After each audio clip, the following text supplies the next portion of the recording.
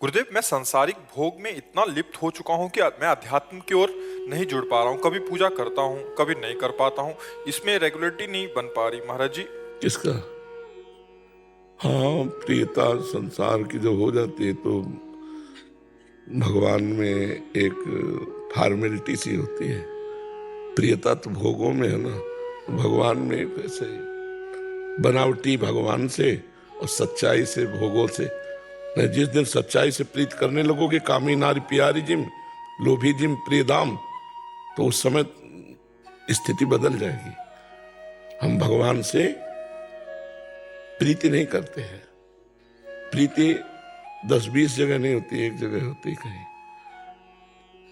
जो ये 10-20 जगह प्रीति करते हैं वे विचारी पुरुष होते हैं, वो प्रीतिवान नहीं होते। जो प्रीतिवान होता है वो एक जगह प्रीति करता है। प्रेम गलियत सांकरी तामे दो न समाये, तो बहुत जगह प्रीति कैसे हो सकती है? भोगेश्वर प्रसक्ता नाम तयापहृत चेतसाम व्यवसायत्मिका बुद्धि समाधून विधीयते। जिसका चित्त अपहृत कर लिया है भोग और ऐश्वर्य ने, वो कभी परमात्मा प्राप्ति का चिंतन ही नहीं कर सकता कि मैं भगवत प्राप्ति करूं। और जब भगवान से प्रियता नहीं है तो फिर फॉर्मेलिटी ही तो नहीं। जैसे आपको हमसे प्रीता न हो तो आए प्रणाम करना, जो भी भाव आया वो किया, लेकिन हमारी प्रियता नहीं। और प्रियता है तो कुछ क्रिया ना हो, एक दृष्टि में क्रिया हो जाती है। हमारे बाबा, ये प्रियता बहुत काम की चीज है। तो क्या हमारे भगवान ऐसी प्रियता आती है? क्या अच्छा पदार्थ देकर भगवान की याद आती है? क्या अच्छी परिस्थिति देखकर भगवान को आप नमन करते हैं?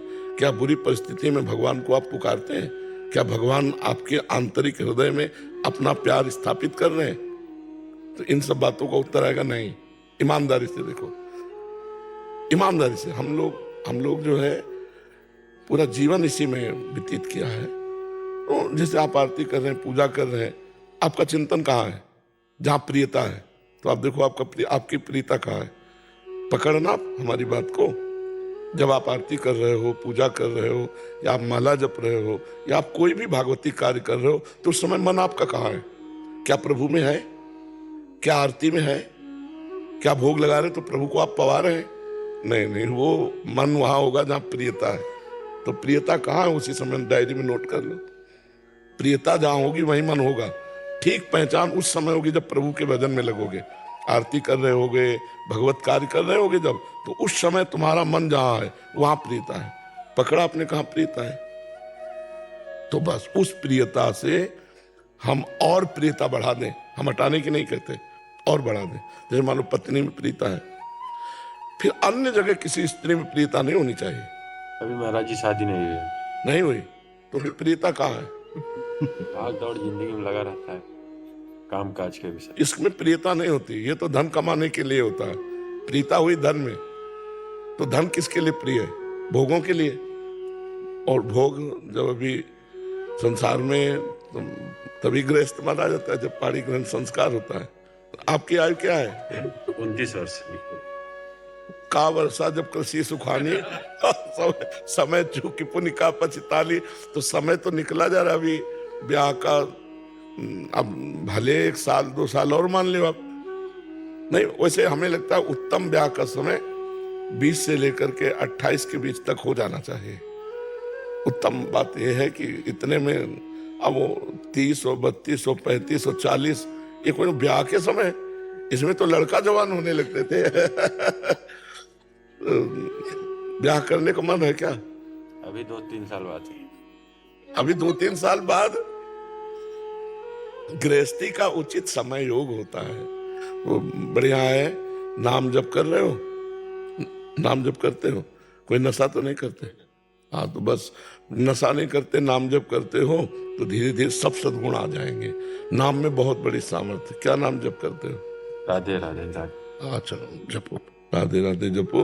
कोई ग्रंथ पढ़ते हो? नहीं। सत्संग सुनते हो? कभी अभी पहली बार आज सुना। काफी अजीब हो आप। भगवान की सृष्टि में अजीब अजीब जल। पहली बार सत्संग सुना? अच्छा, चल। आज मेरा जन्मदिन भी है। तो नया जन्म मान लो आज सत्संग से। जब भगवान अतिशय कृपाल होते हैं तब साधु संग मिलता है। जब द्रवहि दीन दयालु राघो तो साधु संगति पाइए।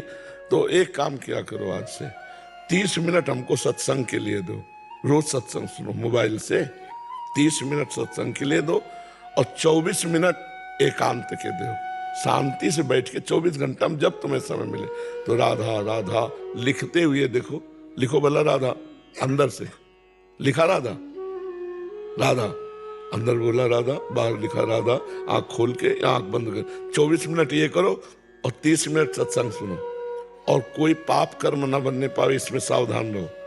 फिर बढ़िया आगे भगवान आपका मंगल में जीवन कर देंगे। वो मंगल भवन है, जैसे भी थोड़ा भी भगवान में लग जाए तो जीव परम मंगल को प्राप्त हो जाता है, ये पक्का समझ लो। और नशा नहीं करते इसलिए बहादुर आदमी हो, बहुत अच्छे आदमी हो। हाँ नहीं करते, बस पापाचरण ना होने पावे, पापाचरण से फिर सम्मलिनता आ जाती है कोई ऐसे? अंदर देख लो, जहां हो तो उसे काट दो। अब लो नशानी अब ना नशे हो, आज जन्मदिन है आपका तो एक नया जीवन जियो, भगवान के चरणों का आश्रय लेकर मंगलमय जीवन जियो। हाँ जी। ट्विंकल जैन जी।